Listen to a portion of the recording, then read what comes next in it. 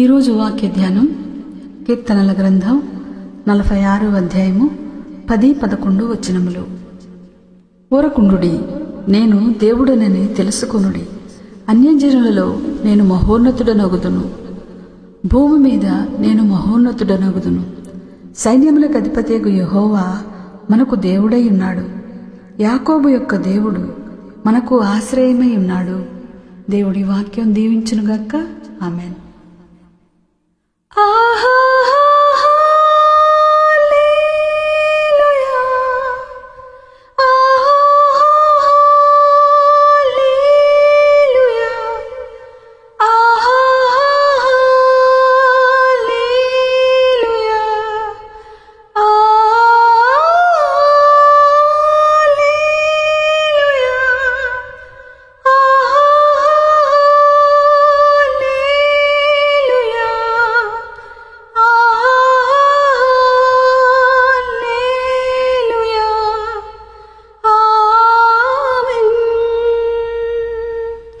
అత్యున్నత సింహాసనముపై ఆసీనుడవైన నా దేవా, అత్యంత ప్రేమా స్వరూపివి నీవే, ఆరాధింతును నిన్నే.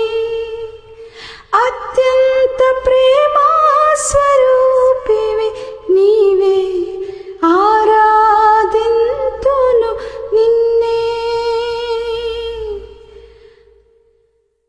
Praise the Lord. హల్లెలూయా.